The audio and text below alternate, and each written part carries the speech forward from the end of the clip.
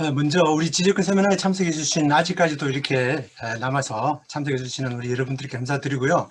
또 자리를 마련해 주신 우리 박경재 총영사님, 또 김성우 코트라 관장님, 또 김윤정 코트라 지적권 담당 변호사님, 우리 손성수 형사님 모두 감사드립니다. 저는 오늘 미국으로 수입되는 상품에 대해서 미국 세관의 지적재산권 단속을 어떻게 하는지에 대해서 설명을 드리도록 하겠습니다.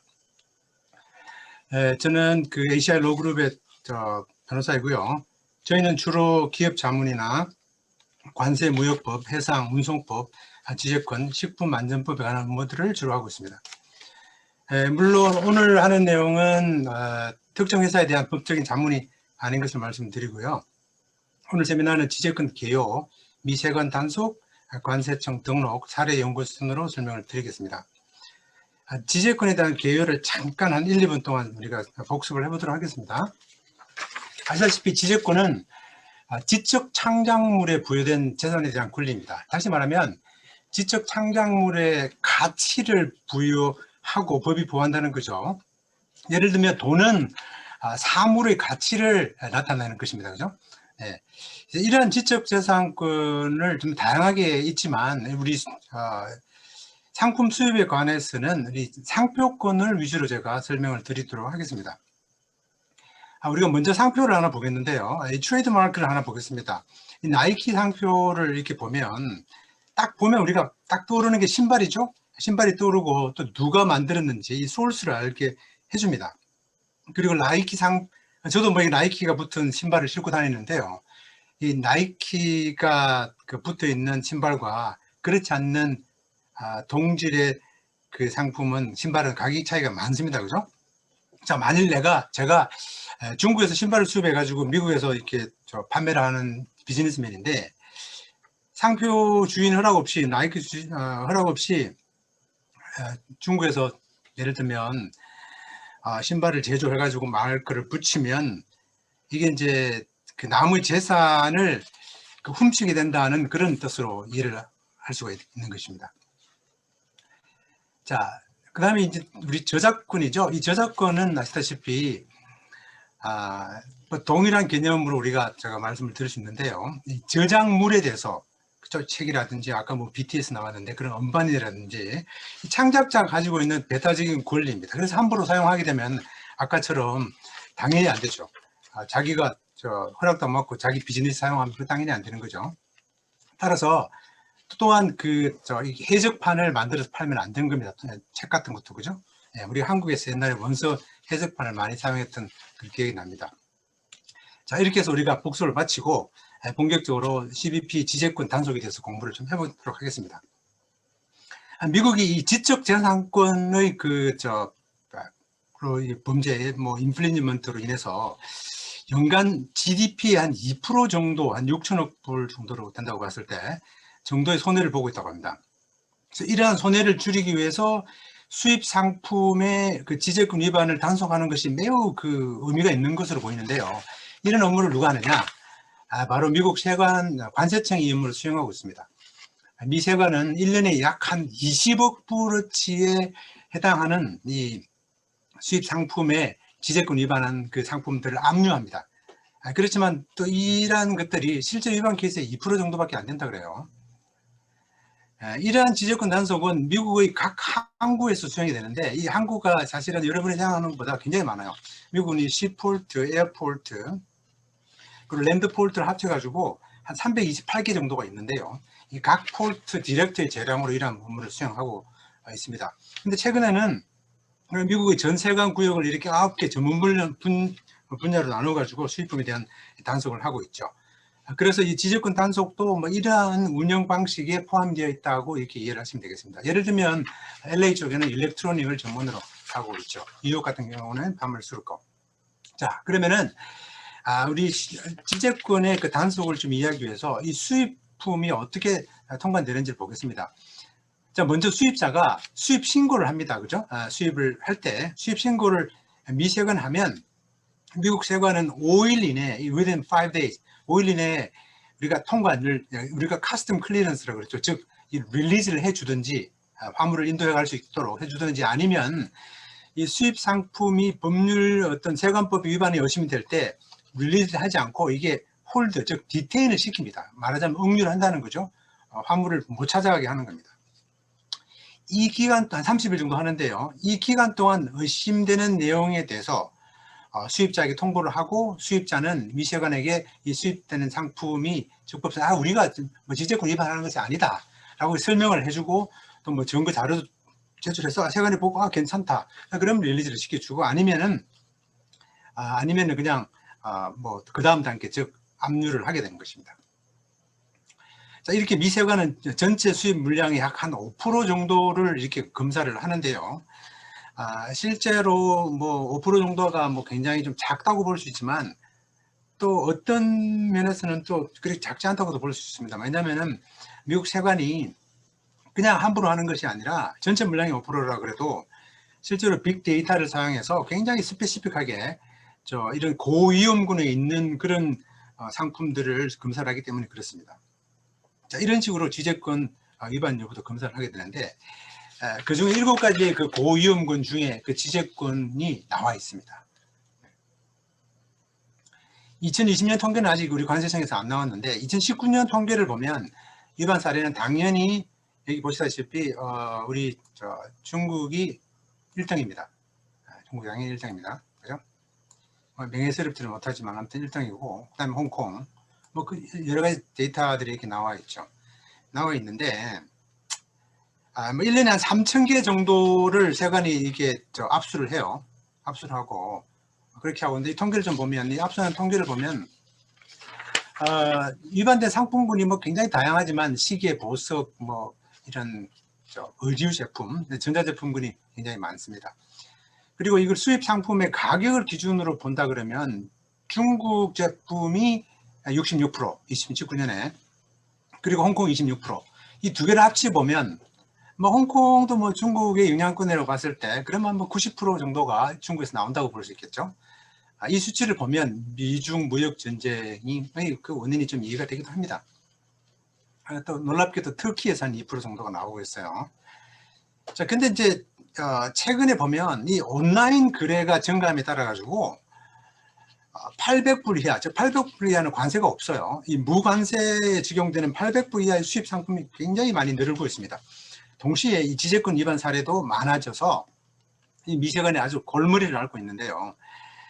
특별히 의도적으로 그 800불 이하를 여러 번 나누어 가지고, 예를 들면 뭐 8,000불짜리를 수입하는데 10번을 나누어 가지고 관세를 피하기 위해서, 또 뭐 지재권 위반 단속도 좀 피하겠다는 의도로 만일에 그 수입을 한다 그러면, 뭐 우리 개인이 뭐 조금 이렇게 하는 것은 세관에서 그렇게 관심을 갖지 않겠지만, 규모가 있는 회사가 이렇게 하게 되면 아주 좀 곤란합니다. 이걸 우리가 영어로다가 스몰핑이라 그러죠. 뭐 다른 말로 머니 론더링이란 말로도 해석할 수 있는데, 미세관에서는 형사처벌을 할 수 있다고 합니다. 그래서 회사가 좀 규모가 있는 회사들이 뭐 이렇게 담당자들이 이런 식으로 막 이렇게 좀 약간 뭐라 그럴까요, 변칙을 쓰게 되면 잘못하면 조사를 받게 됩니다. 왜냐하면 이 빅데이터를 사용하기 때문에, 그러면 세관 조사를 받으면 잘못하면 그 오디트를 받을 수 있고, 그러면 오디트를 받게 되면 5년치의 수입 물량에 대한 그 검사를 받을 수 있어요. 뭐 우리 손성수 영사님도 잘 아시겠지만, 국세청이나 뭐 관세청에서 틀면 먼지 안 나오기가 좀 힘듭니다. 솔직히. 사실 제가 이게 관세법 업무를 이렇게 하면서 좀 괴로운 케이스가 있는데, 이게 내용들이 크리미널로 이렇게 넘어갈 수 있는 그런 케이스가 참 괴로워요. 저도 프랙티스 하면서 경험을 몇 번 하긴 했는데, 아무튼 좀 이게 좀 조심하시길 바라겠습니다.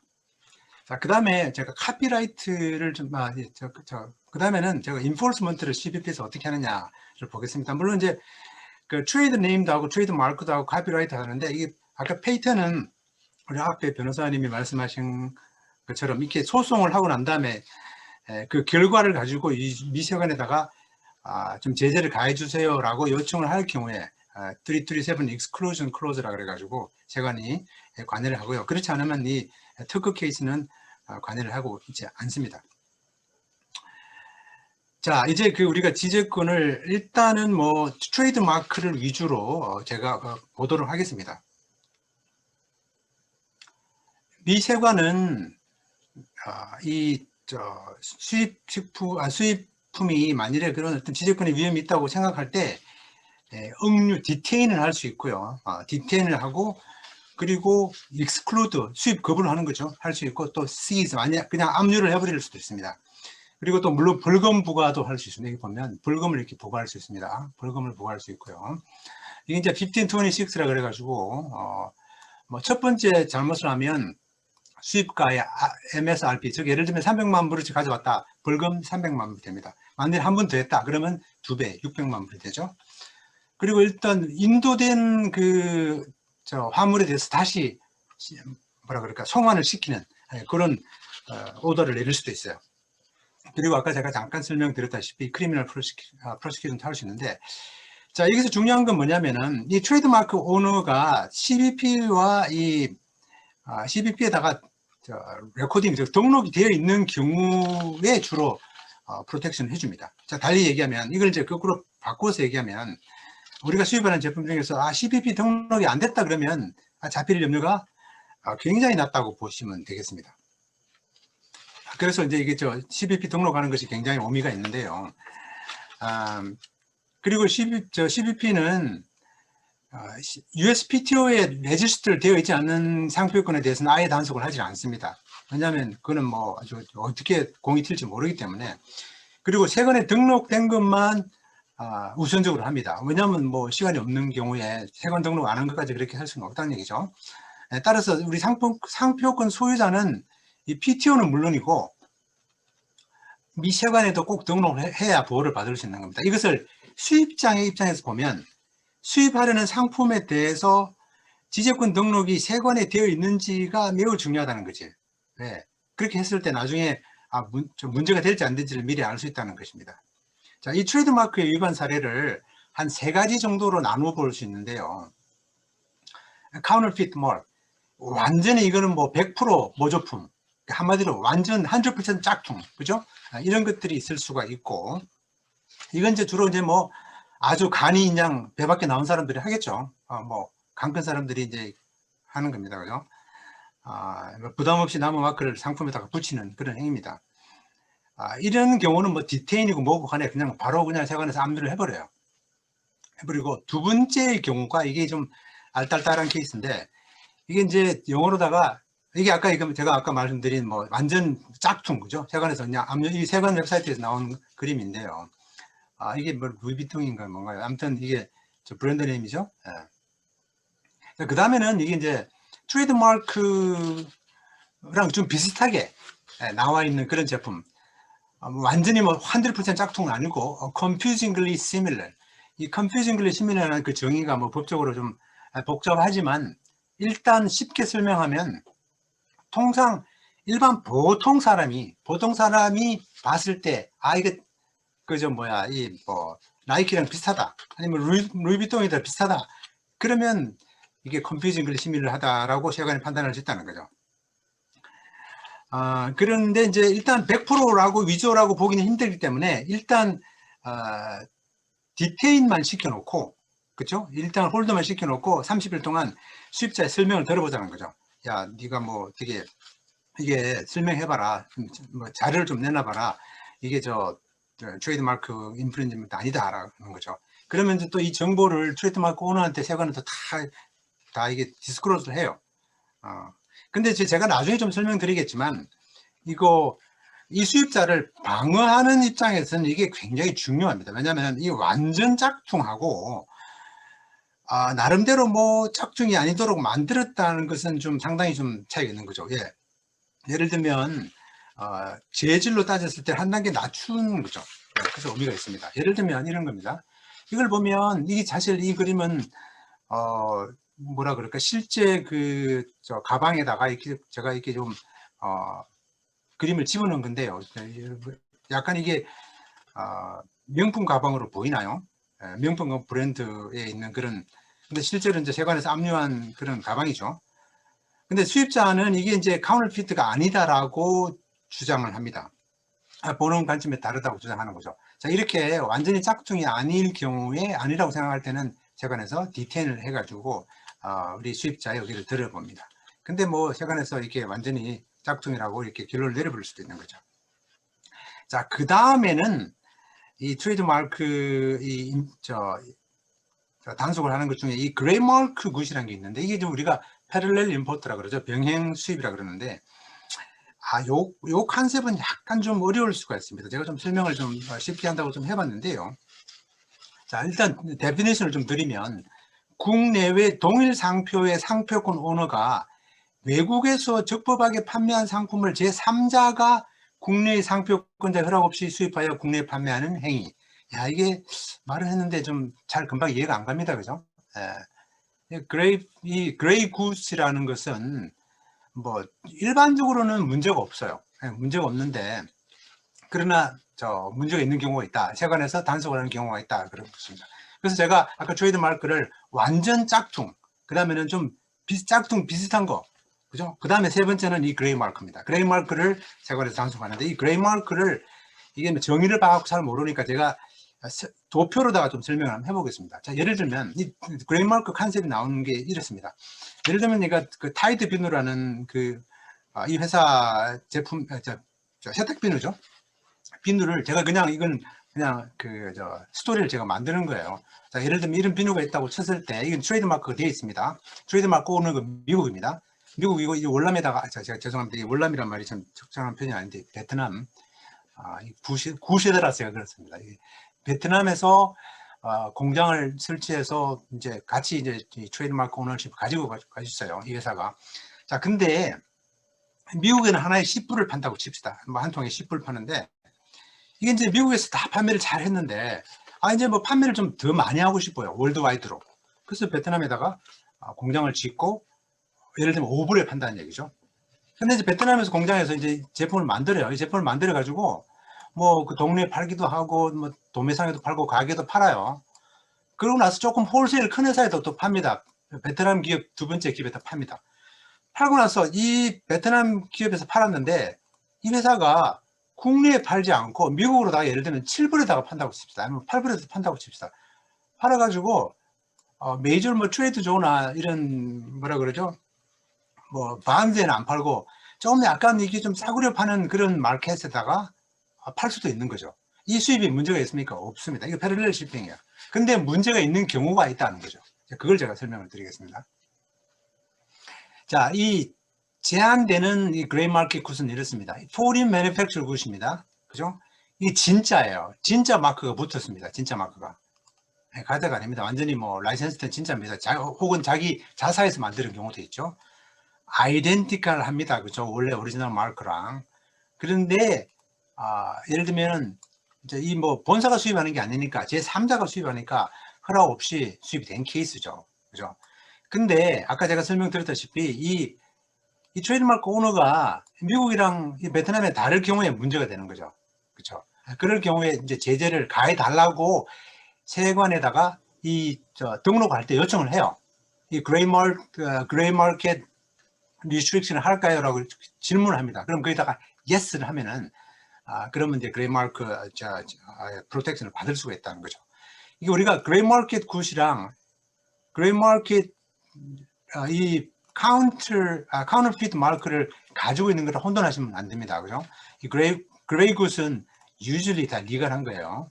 근데 리갈 안 하는 경우가 있는데, 제재를 가할 수 있는 경우가 있는데, 디테인을 시킵니다. 어떤 경우에 이 제품이 이 퀄리티가 너무 다른 거야.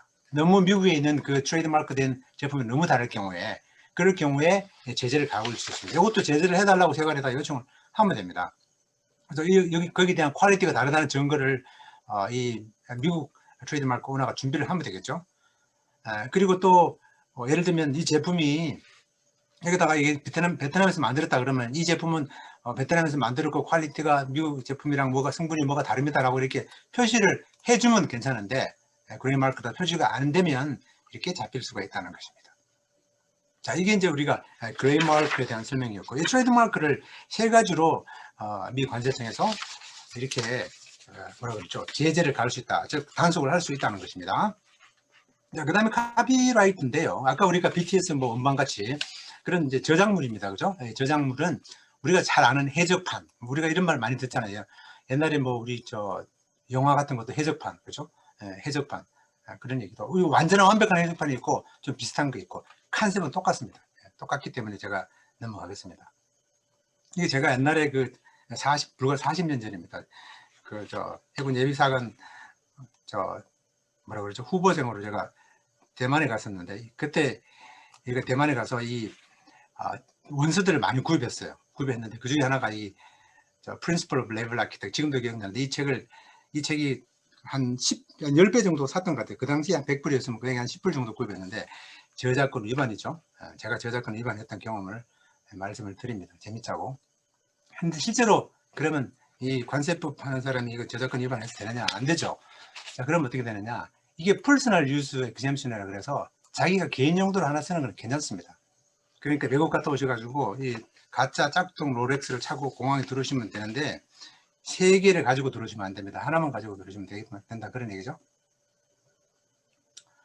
자, 아까 지금 제가 잠깐 말씀드렸는데 지금 우리가 이 노란 딱지 이렇게 붙는 건 있잖아요. 크라임 씬 이렇게 붙는 거는 사실은 이게 무슨 뭐 살인사건하고 할 때 이게 붙이잖아요. 근데 이게 세탁비누 그 있는다고 붙였어요. 그죠? 이게 크리미널 케이스가 된다는 겁니다. 그죠? 이렇게 주의할 필요가 있다는 것입니다. 이게 지적권 위반도. 자, 그 다음에 CBP 등록하는 문제를 제가 조금 설명드리겠습니다. 뭐 등록하는 문제는 뭐 간단하기 때문에 뭐 길게 설명해야 되는 내용은 아닌데, 일단 그 등록은 여기 있는 웹사이트에 들어가면 아주 쉽게 그냥 이렇게 할 수 있게 되어 있고요. 그리고 이게 참 중요한데, 이 search 기능인데요.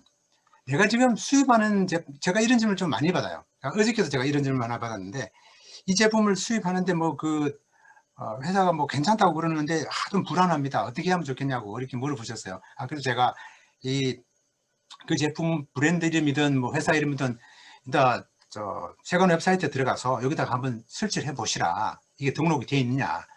만일에 등록이 안 돼 있다 그러면 잡힐 확률이 뭐 거의 없다고 볼 수도 있습니다. 왜냐하면 세관이 바쁜데 이 세관에 등록 안 된 제품에 대해서 그렇게 단속을 하지 않아요.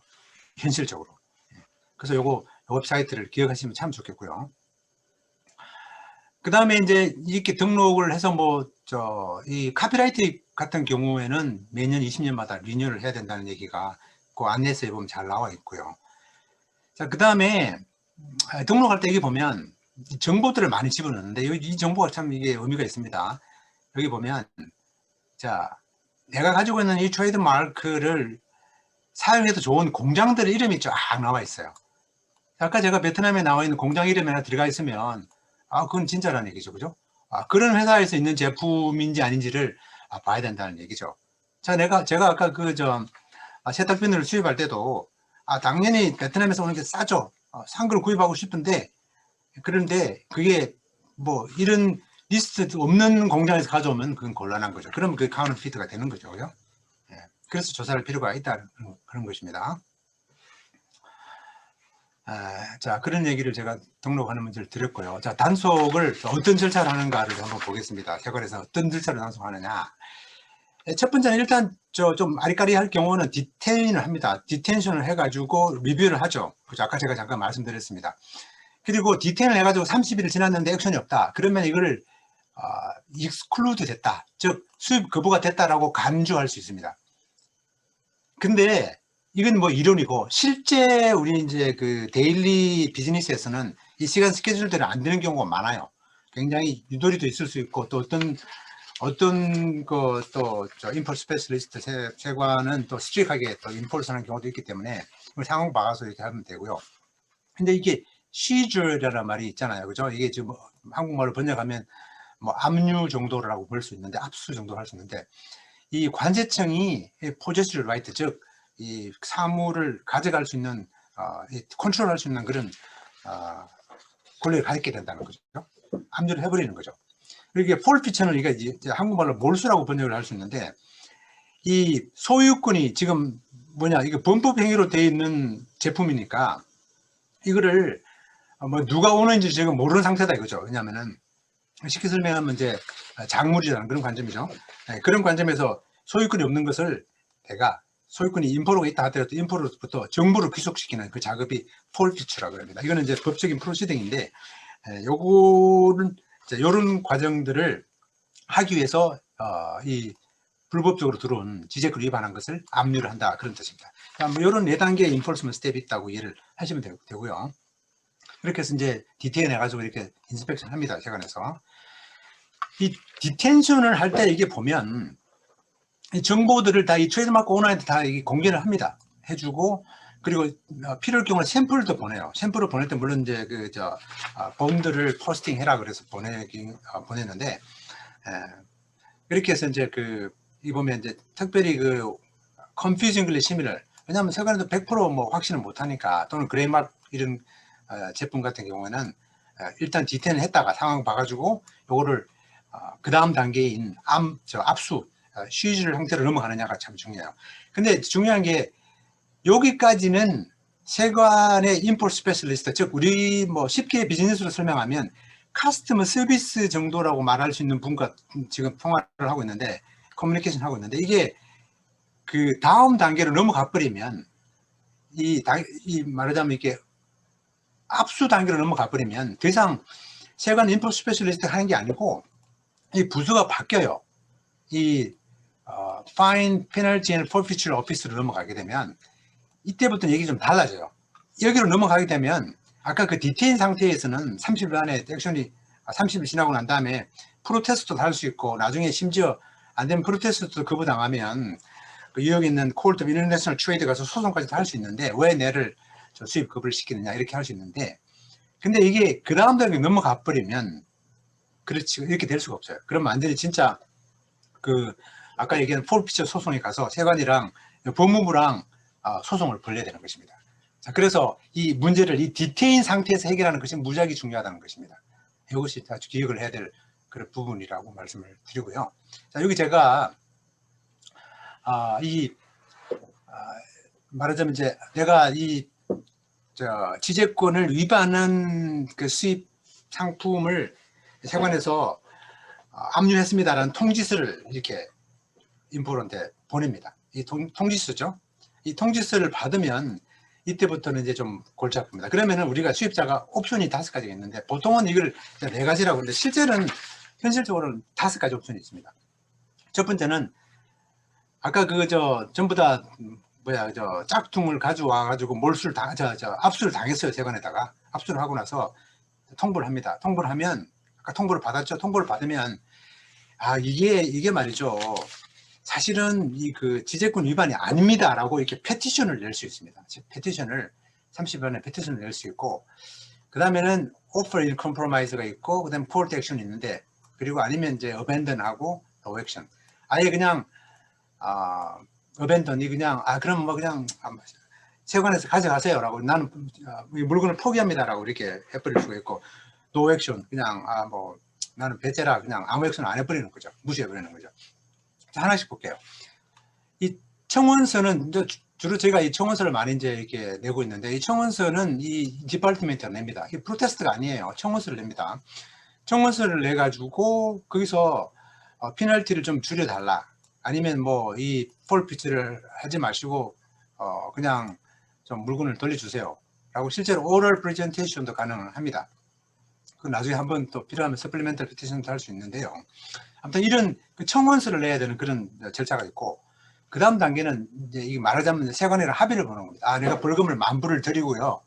그런 다음 벌금을 드리고, 그리고 이 알게리아 마크를 제가 다 떼겠습니다. 떼가지고 그냥 아예 그냥 표시 안 나게 다 할 테니 좀 저를 말하자면 용서해 달라라고 뭐 딜을 하는 거죠. 이런 케이스가 있고요. 그 다음에는 나는 확신하니까 그냥 재판합시다. 그러면 이 US 커스텀에서 재판하는 게 아니라 이거를 법무부로 넘깁니다. US 어터니로 넘기면 US 어터니랑 재판을 하게 되는 거죠. 이거는 뭐 리코멘더블 하지가 않죠. 그리고 액션을 안 취해버립니다. 안 취해버리면 이 관세청에서 아까 얘기한 몰수 프로시딩을 하죠. 그렇게 해가지고 결국은 이 정부가 이 물건에 대해서, 지재권 위반한 상품에 대해서 다 소유권을 가지고 나중에 뭐 떼고 팔기도 하고, 뭐 필요하면은 트레이드마크 오너하고 상의해서 뭐 도네이션도 하고 막 그래요.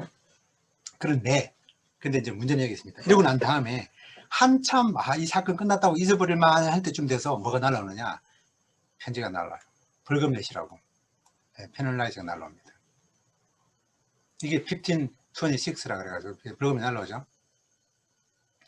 이 폴피셜 프로시저는 뭐 시간도 많이 지나갔으니까 제가 설명을 안 드리겠습니다. 왜냐하면 이거는 이런 케이스는 안 하는 게 리코멘더블 하지가 않습니다. 완전히 정말 확신하지 않는다면은,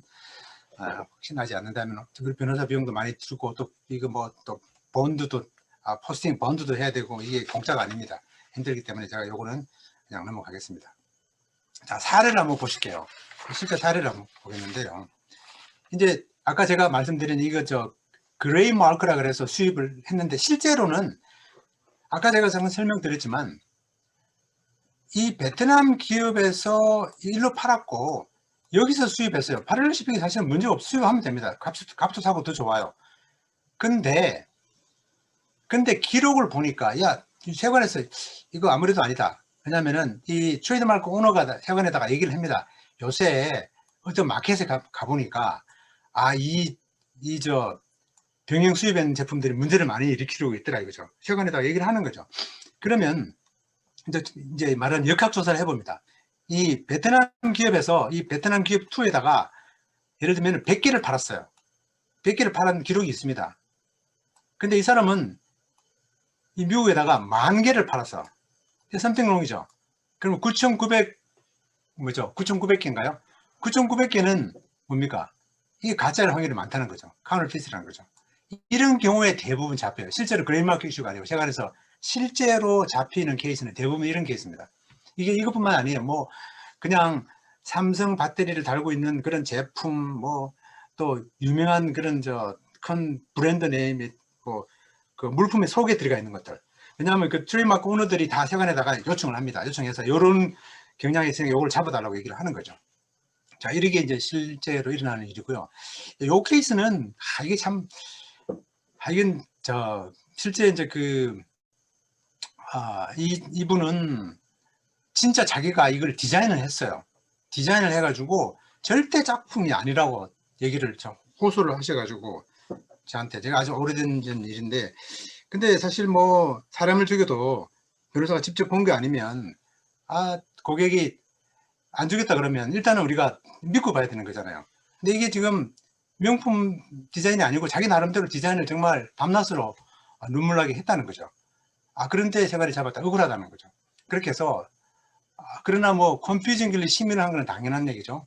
이 유명 브랜드 제품에 참 비슷하잖아요. 예를 들면 그렇게 해서 뭐 여러 가지 프로시딩 해서 anyway 뭐 다 말하자면 세관이 가져갔습니다. 이 제품에 대해서 가져가고 폐기 처벌하고 다 끝났습니다. 다 끝났는데 한참 있다가 정말 이분은 이걸 콘테이너에 차뜩 싣고 정말 이 미국에서 큰 돈 벌어보려고 청혼의 꿈을 꿈고 왔는데 안 된 게, 본인은 굉장히 순수한 마음으로 만들었다 그래요. 근데 이제 그 지식이 부족해서 뭐 예를 들면 지재권 위반을 했다고 볼 수 있겠죠. 근데 이제 한참 몇 개월이 나고 난 다음에 이 페널티가 날라왔습니다. 정부에서. 페널티가 얼마나 나왔냐, 270만 불 정도 날라왔어요. 여기 보면 270만 불에 대한 벌금이 나왔습니다. 벌금이 나와가지고 1526라 그러죠. 그래서 뭐 이제 페티션을 냈죠. 페티션 내고서 그냥 한 1, 2년 정도 끈 것 같아요. 왜냐하면 이게 어마운트가 50만 불이 넘어가면 로컬 디렉터들이 결정을 잘 안 합니다. 그래서 워싱턴 DC로 갔죠. 워싱턴 DC에서 이제 이 롱비치에 있는 이쪽 폴피처 오피스로다가 편지를 보냅니다. 그래 검토를 해보니 뭐 청원서 다 검토를 해보니 그냥 이 페널티 그냥 다 무효로 해주기로 결정했다고. 워싱턴에서 그 결정 상황을 롱비치 폴트에다 하는 편지입니다. 이게 내부적인 편지죠. 내부적인 편지죠. 이 편지를 이제 롱비치 폴트 디렉터가 받고 저한테 JJ 김 저한테 이 편지를 친절하게 보내줬습니다. 이 2,700만 불 이 벌금이 다 감해졌다고. 그래서 사실은 뭐 이 벌금면은 해피엔딩으로 끝났는데, 그러나 그분이 정말 나름대로 정말 디자인하고 했던 그 제품들은 참 눈물을 머금고 그 제품을 포기해야 됐던 그런 스토리였습니다. 그래서 제가 좀 결론적으로 말씀드리고 싶은 건 뭐냐, 이 트레이드 네임도 레코드 할 수 있지만 이 트레이드 마크를 보호를 받으려면 반드시, 카피라이트 마찬가지입니다. 반드시 세관에다가 레코딩을 해줘야 된다는 것입니다. 그래서 이 레코딩을 꼭 하는 것이 꼭 필요하다는 얘기고, 제가 설명드렸지만 이 페이턴트는 보호를 받지를 못하지만은 결론 난 거, 섹션 337을 통해서 보호를 받을 수 있는 것입니다. 자, 여기서 거꾸로 제가 말씀드리면 이 수입자들은 어떻게 되느냐. 수입자들은 제가 이 등록의 중요성을 다시 말씀드리면, 본인이 수입하는 식품이 본인이 수입하는 이 상품이 그 지재권 위반의 소지가 있다고 조금이라도 의심스럽게 되면 무조건 아까 제가 보여드린 웹사이트 들어가서 꼼꼼히 챙겨보셔가지고 나중에 서프라이즈 해서 이 제품이 억류돼 가지고 뭐 많은 변호사 비용 쓰고 또 그냥 벌금 맞고 그런 일이 없도록 하는 것이 아주 중요하다고 볼 수 있습니다. 그래서 그걸 꼭 체크하시고 수입을 하시면 되겠습니다. 제가 시간이 좀 촉박한 것 같아서 좀 빨리 달려왔는데요. 질문 있으시면 제가 질문을 받도록 하겠습니다. 감사합니다.